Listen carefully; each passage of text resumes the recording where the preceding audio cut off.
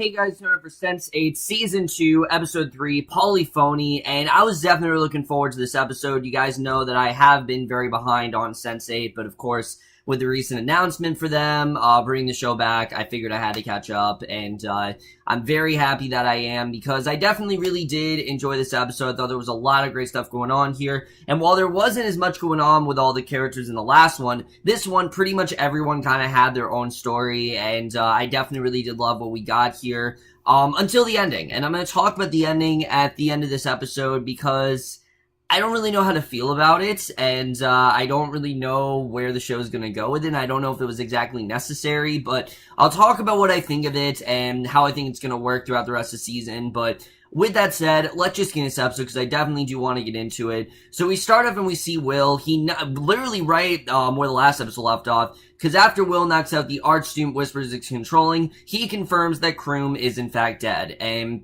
police them whispers sound, and Nomi figures that it's set up because a police report was filed before the art student did attack, so this has to be a setup, and Riley arrives in the museum physically. Will tries to walk out, and they're doing a good job with showing what's actually, someone actually walking in, and what's just Will seeing that because it's part of his cluster. Riley and Will are, in fact, together. Like, if people were confused, this pretty much shows that, yeah, Riley and Will are, like, together. They're not together. They are, like, literally together. Not like he's just seeing her. It's not like a Kala and Wolfgang situation. They are, in fact, in the same location, together. So, two guards try to stop him. Soon then knocks them out. Will then goes to the lobby, and Lito creates this distraction in Riley's body. He fake screams a panic attack, which, of course, he's good at because he's an actor. And this is something I've always loved about Sense8, is the way the different, the different members of the cluster have different attributes to them, whether it's Lito's acting or Soon's, or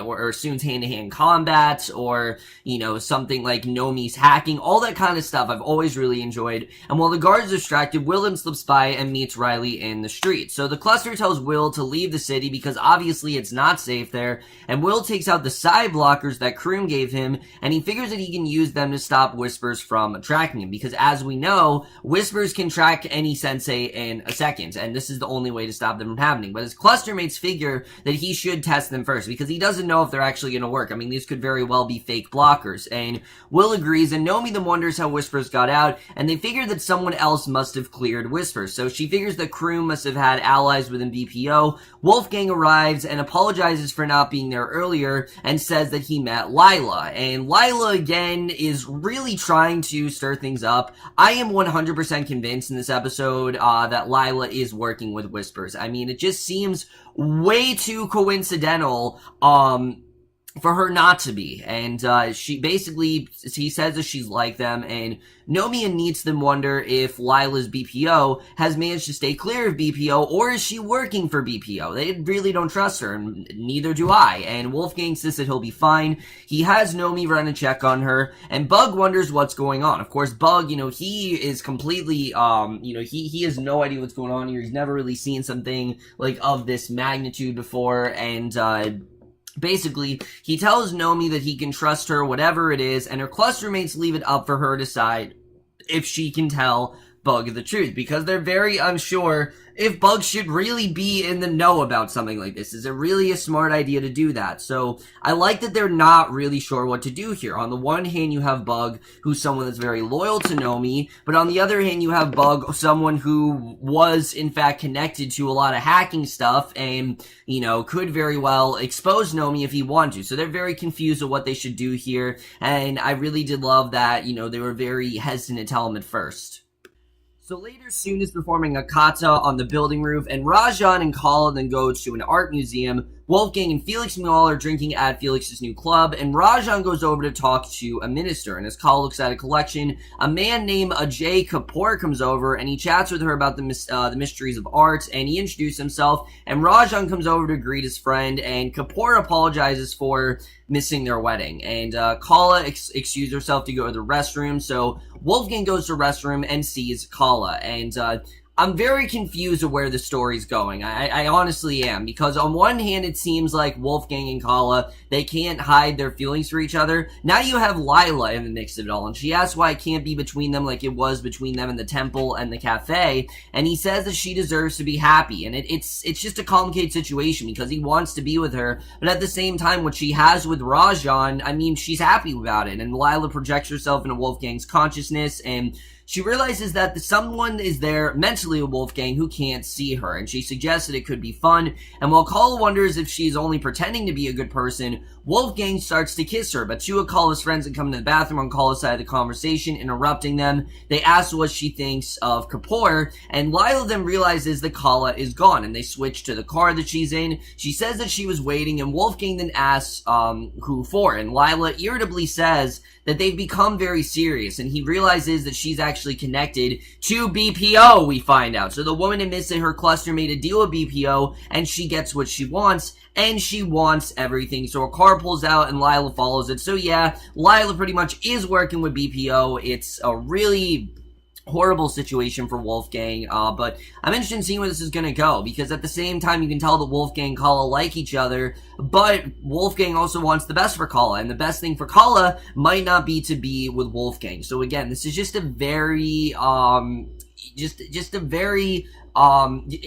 a very scattered situation. You know, there's a lot of parts to it, and that's really what's going on here, is that there's just a lot of parts to this. There's a lot of factors that are good and bad about this whole possible relationship, and I'm liking where this is going, but at the same time, I don't really know why we needed Lila. Like, I'm not really seeing the point of her character right now, other than just to stir up trouble within Kala and Wolfgang's relationship, which we already have Rajan, so I don't really know why we needed Lila, at least in my opinion. I just don't think she's really doing much for me so far this season. But Nomi and Neats decide actually to tell Bug everything, because why not? And he's actually cool with it, and I loved his reaction, how he really was trying to process it all at first, and they ask him not to talk about it publicly, obviously, because, you know, whoever he talks to could very well have connections to the BPO, and Bug then goes downstairs to his room. He falls down the stairs, and Nomi wonders if they made a mistake in telling him. So that night, Min Jane joins Soon on the roof, and Soon then thanks her for saving her life.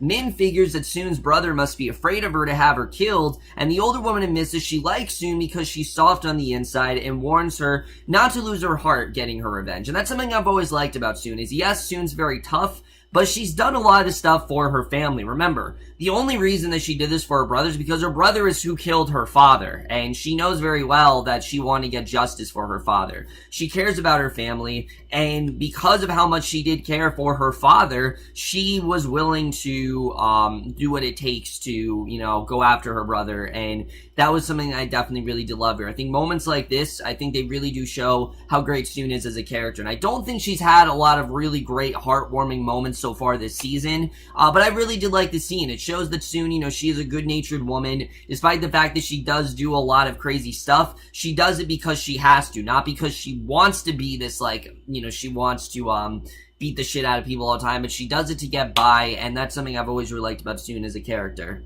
So at Neat's bookshop in San Francisco, two writers are talking about Polyphony, and Neats is there, and Nomi is at Bug's boat watching their session online. And in Nairobi, we see Capheus. He drives his bus down the street and parks, and Zakia arrives. And as I said before, I think Zakia is very much going to be a love interest for Capheus, and Capheus comes out to see her. She says that their interview has had over 1 million views, and her boss actually wants to do a follow-up story on Capheus. Of course, you know, she was a reporter, and it seems very much like Capheus is getting a lot of attention. So this is a good thing, but it's also a bad thing, because while I don't know if Whispers has a connection to Nairobi, if the littlest information gets out, this could end up really badly for Capheus, because they could have connections to the BPO, and then the BPO could find out about this, and then they'll track Capheus, and obviously it's not going to end up well for Will. So Kala and her mother-in-law then go to the temple of Ganesha where Mahendra was actually attacked while she watched, and I love the way this was done. We see they go here, and all Kala is thinking about is Mahendra's murder, obviously, because the last time she was here, Mahendra was killed. So all she's thinking about when she goes to Ganesha is Mahendra's murder, which is really sad to see. But Capheus and Jayla then drive down the streets. Oh, I just basically with Zakiya on board. They come to a crowd of demonstration at a water truck, and a man then tells Capheus that the water seller raised the water price again, and most people can't really afford it. It's just simply too much. And Capheus can very much agree with that. Remember in season 1, he was doing what he could to get his mother drug money. Well, that's kind of what's going on. Well, not drug money, but he was getting her money for HIV and things like that. Well, that's kind of what's going on here. They don't have money to pay for water. So protesters are gathering at the temple after the idol tray bill was passed, and their leader is Guru Yash, who was arrested on Mahendra's orders to maintain public peace. One man addresses the crowd, saying that there is no middle ground. They must either stop their oppressors or see their country completely destroyed. Obviously, because, what happened with Mahendra, and basically they need to make sure that, it's not destroyed. And Capheus then makes his way to the truck. The seller recognizes him, and he tells Capheus the water is a commodity, and every commodity really does have a price. And yeah, I would agree with that. I mean, water is something that is beneficial, but it always comes with a price. And after the bookstore closes, Neats goes to her motorcycle. She sees Bendix watching her from his car, and she warns Nomi and says that she's going to lose him, and takes off, and Bendix then follows her. Obviously, Bendix is still after Nomi after everything that's gone down, and people in the crowd are recognizing Kala as Mahendra's daughter-in-law, and they turn on her, calling her the devil, saying that she's the reason for all this happening, that she's the one responsible. And I didn't understand that at all. Why is Kala being accused? I just didn't really understand that. She had nothing to do with Mahendra's attack, so I don't understand why she's being accused of that. But the crowd around Capheus and breaks down to violence. He, Kala, and Nomi start sharing, all surrounded by violence, and Capheus picks up a baby after its mother is knocked over by the crowd. The security guards get Kala away. The seller then turns on the water on for the crowd, and Amanita begins to lose Bendix and return to Bug's boat. She realizes that something must have happened to the cluster, and Nomi explains that other things happened to her cluster mates, but she was mostly worried about Neats. And they agree that they're all kind of going a little crazy on the boat, and they hug, and it was a nice moment. I like that they're realizing that, they were going a little bit crazy, and that basically they need to get over themselves. And I've always really enjoyed their relationship. I think it's just really well done, and it really does show the relationship that Nomi and Neats have. It's a relationship of relief. It's a relationship of, two people who really do depend on each other, and that's something I've always really enjoyed about their relationship, is really their codependence within it. So Riley then goes to the black market supplier chemist Vincent, and like I said, Riley's the one character this season that I don't feel has had that great of a story. I feel that she's basically been playing second banana to Will throughout most of the season, and they are giving her stuff here and there, definitely, but I don't think anything right now is really filling the magnitude of what we really did get in season 1, at least for me, because she goes to the black market supplier chemist Vincent. She's approached to analyze the psi blockers, and he's called an expert Puck, who says the blockers would block empathetic synaptic connections, and Riley then asks him to run some basic reactivity tests to her blood. Puck goes to get a syringe, and the cluster then merges in, and Vincent tells Riley that he's missed her, and he takes Riley's hand. Lito suggests that Vincent was actually Riley's lover, like maybe they had a relationship before, and Vincent tells Riley that he knows she's in trouble and asks if he can help, and Riley actually turns down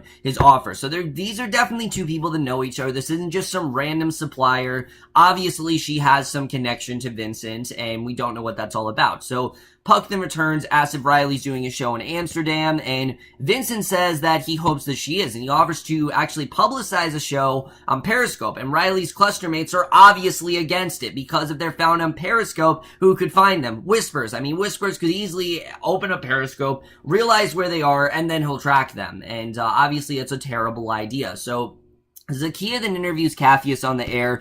She points out that grassroots activism runs in his family, and Capheus talks about how his father was killed during a riot. He asks about Capheus' desire for social justice, and Zakiya then rolls a tape on the riots, and Capheus saved the baby, and says that Capheus actually did defuse the incident. He made it a lot better, and Capheus talks about how people need water, and that the politicians have failed to really take them where they want to go. I mean, no one really seems to care much about them. They're not really providing for them. So He obviously is very disgruntled about that, but Kala arrives at her penthouse. She finds a security man named Vikram with a machine gun, and he explains that he's actually in charge of keeping her family safe. Obviously, because her family's being accused of Mahendra's attack, and Vikram then takes her up and finds Rajan with Agent Singh of the National Intelligence Bureau, and Mahendra has received several death threats, and they intercepted a crude bomb. The government is providing round-the-clock security, and basically they're going to help her out with that. So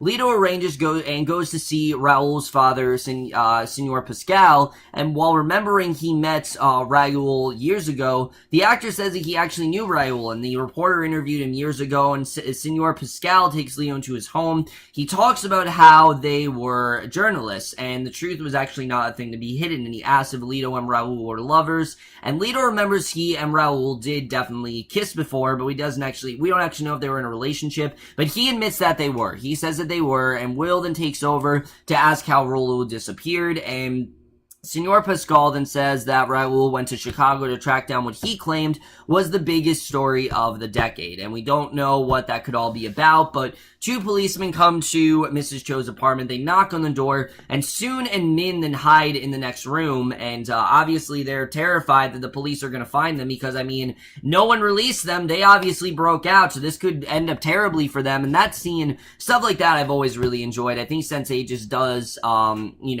tension and suspenseful scenes really well, and this is a very good example of that, knowing that they could be found at any point. Obviously, it was really worried. So Senor Pascal then takes Lito to Raoul's old room. He shows him photos that Raoul took of a cabin, and Nomi and Will then figure that they need to learn where these photos had to be taken. And Senor Pascal then says that the cabin was somewhere in California, and Nomi and Lito take pictures of the pictures and send them to her. So Angelica is actually in several, we realize, and Pascal then says that Raoul claimed that Angelica was very important to his story, and Raoul disappeared. The police claimed that he was involved, he did drugs, and he came to the house, and he figures that they were lying and that they were looking for something and didn't find it. And what I kind of figured is that maybe he was taking blockers. Maybe basically someone was after Raoul, and he then takes a CHS tape from a secret cubby hole behind a poster of Lito, and basically we're starting to kind of gather what's going on here, that maybe he took blockers, and maybe that's kind of what went down and things like that. So Leo's starting to put things together, but obviously it's kind of an intense situation because he can't actually tell Senor Pascal what's going on, so he's got to be really low-key with the way he does approach him here. So Mrs. Cho then answers the door. The lead policeman introduced himself as Detective Munn, and he explains the neighbor found prison uniforms in her garbage bag, and they don't buy Cho's innocent old woman act. I mean, they just don't buy it. There's no way that she actually is this nice, and she refuses to let them search her apartment without a warrant. And Munn knows that Min and Cho used to be cellmates, and Cho then says that they did stay there, but they left the night before, and invites Munn and his partner to search the place. So Senor Pascal then plays the video and admits to Lito that he watched it, but he doesn't really understand what it all means. And Will, Nomi, and Riley then watch as the tape shows Kalavi and Whispers. They're examining Todd in a lab, and Whispers puts on a helmet hooked up to Todd's brain. Todd goes into convulsions as Whispers concentrates, and then Whispers makes Todd literally write out his own name, and Lito then tells Pascal that the men are the ones who are responsible for Raoul's disappearance. And so I'm assuming that Raoul was part of a cluster at one point, and Pascal explains he showed a picture of Raoul to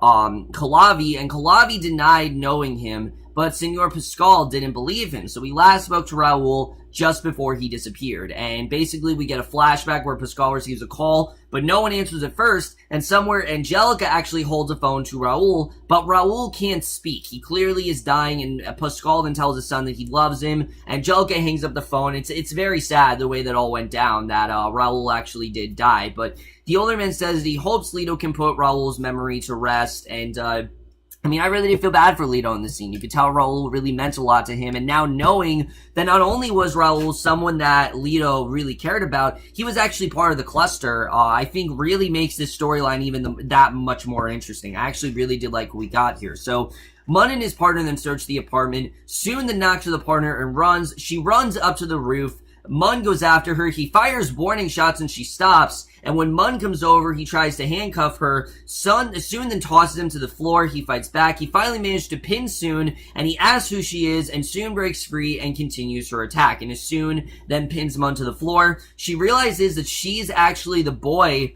that she fought for, we find out. And this was her first lover from years ago. So Mun then realizes who Soon is. She knocks him unconscious, and that was really interesting the way that was done. That basically, this entire time, this was someone that, she was fighting for, and, basically, this was her first lover. I think is very interesting. I'm interested in getting more into that, but when Soon goes back to Cho's apartment, she tells Min that they should go. Min says that she will only slow Soon down. There's nothing more that they can do to her. So Soon then says that she needs her. Min tells her and her imaginary friends to go clear Soon's name and to just confess that she had nothing to do with this crime, because that's exactly what's going on. I mean, Soon was unjustly accused, as we know, and she and Cho then both tell Soon to punch her brother a few times for them, and Min tells Soon to visit her when she's free. Soon says that she will, and they hug, and I like that this is ending here. I like that they're not prolonging Soon's stay. I think, other shows, this would have gone on a long time, but because there's only 10 episodes,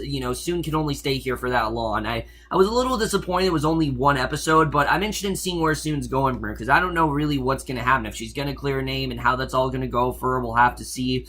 But then we get to the ending here, which I really do want to talk about this ending, because I don't exactly know how I feel about this. Because Will sleeps, he dreams of Jonas and Angelica talking with their cluster and discussing how they want to sterilize them, and that it's voluntary for now. And Nomi then shares with him, and Will tells her it's just a memory. And they see Angelica telling Jonas that she needs his courage, not his tears, and she's going to Chicago despite the danger. So the BPO technicians take Jonas to a lab. Angelica begs Will to help Jonas, but there's not really much that can be done. Riley wakes up, Jonas tells him that they're going to kill him, and BPO actually wants him to send Will and the cluster a message, basically that by killing Jonas, this is kind of their way of showing them that they mean business. So Angelica's there with Jonas, assures him that she's there, and Jonas's memories are then flashing through his mind. The technicians cut into his skull. Jonas is dead, and that is the way this episode ends. Really shocking stuff overall, but let's just get into this episode and where we're gonna go from here.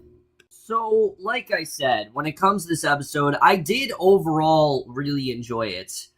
But that ending, I'm very conflicted about. On one hand, I get it. I get why they were trying to kill Jonas, because this was their way of sending a message to the cluster to show, hey, we mean business. If you're gonna betray us and do what Jonas did, then we're gonna do this to you.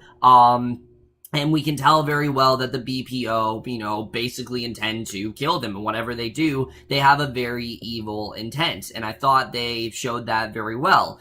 On the other hand, this is Jonas, a character that we've come to know a lot about, and someone who's kind of served as a mentor to Will, and someone who I really didn't foresee his death happening, and it wasn't exactly built up throughout the episode. I guess you could kind of say that what we got with Raoul, in a way, was, but I don't think that this was set up as well as it really could have been. We could have had a whole episode about Jonas and him and Angelica, and I think it just would have been a lot more effective. But the fact that we didn't get that, I just didn't feel like this was as effective as it really could have been. I think it was good. It wasn't like a bad, plot or anything. Like, I liked what we got. I think definitely it makes sense why they did it, but I'm not as affected as I think I should be. And maybe the next episode I'll be a little bit more effective, but I feel like this is supposed to be a shocking death, and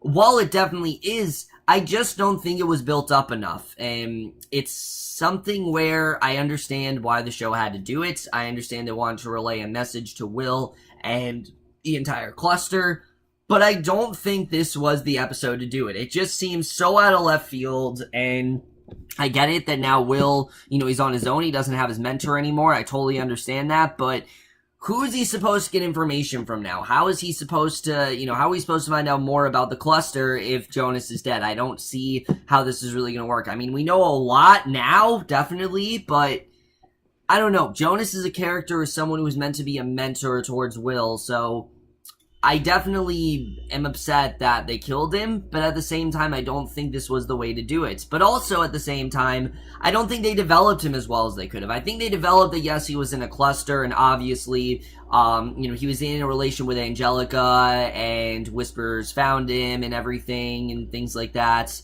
Angelica gave birth to the cluster and all that kind of stuff, so... and Jonas lost his father. I thought they set up all that really well, but I just don't think we got everything we could have gotten out of this character. I think we could have gotten more out of him, and I don't know if this was the episode to kill him. Apart from that, however, this was a really solid episode. I thought we had some great stuff going on, especially with Lito and the whole thing with Raoul. Him knowing what actually happened to Raoul, but he can't actually tell, he can't actually tell his father, is really effective stuff, and that was something that I definitely really did enjoy. I think it was definitely one of the better moments of this episode, is really the whole thing between him and Raoul. We obviously know they had a relationship. We know very well this is very much affecting him, and now knowing that not only was Raoul someone he cared about, but he was also part of this cluster, I think is a really good story for Raoul. For Lito. I'm definitely interested in seeing where that's really going to go, because I think that definitely is a very well done story, and I can't wait to see what's going to happen there. It's sad, definitely, but I definitely am interested in seeing what's actually going to happen with that. As far as the whole thing going on with Wolfgang and Kala, I can't figure out where this is going to go. This was like my favorite storyline in season 1, and it's not that I don't like it this season. I don't like Lila. That's really what it is. I don't feel that Lila is really an essential part of this story. I get it that she obviously is part of BPO. I guess she's part of the cluster, but she's doing absolutely nothing for me right now. She's just in the show as a way, I guess, to stir up things, but we already have enough characters that do that, and I don't feel like she's providing a lot to this narrative, unfortunately. I feel like there definitely could be doing more with her, but they're just not. I did like the whole thing going on with Soon, how Soon actually is getting away from Min and, Mrs. Cho. I thought that she was going to stay there for a while, but it seems like she's going elsewhere, and she's going to try to, basically, say that, that she, she's going to plead innocent because she is in fact innocent, and she's going to just tell the truth and admit that she's not the one responsible. And I don't know what this is going to mean for John. I think John is eventually going to get to her, but we'll have to see the way that really does go down. I think that definitely, like I said, is going to be very interesting, what ends up happening there. Definitely, I'm interested in seeing what happens with that.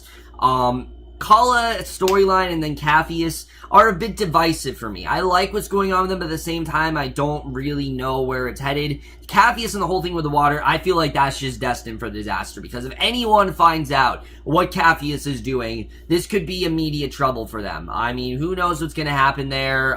So many things could happen with that, and they have to be very low profile right now, because Whispers could find them in a second, as we know, and obviously, especially after what happened with Jonas, they definitely don't want what happened to Jonas to happen to any of them. And then Kala, yeah, it's great that she has this person that's defending her family, but why is she being blamed for her father-in-law's downfall? I just don't really understand that. I don't understand why she's the one being blamed for that. Maybe there's something I'm forgetting, because it's been a while since I watched this show.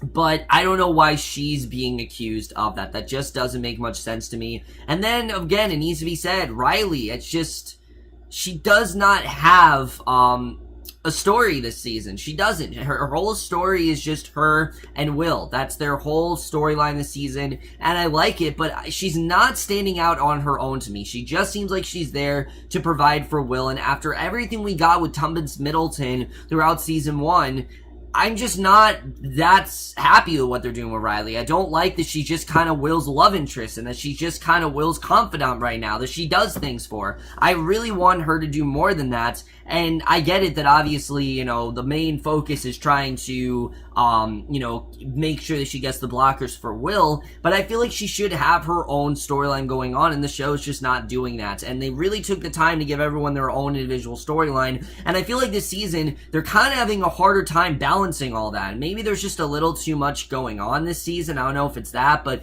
for me, I'm going to be honest, the season is not hooking me in the way that season 1 did. I'm really enjoying it. I don't think it's a bad season or anything, but I do think that season 1 so far is just better in terms terms of that stuff. I did overall really enjoy this episode. I still liked what we got here, and when it comes down to it, guys, I am still going to give Sense8 Season 2, Episode 3, Polyphony, a 4 out of 5 or a B+.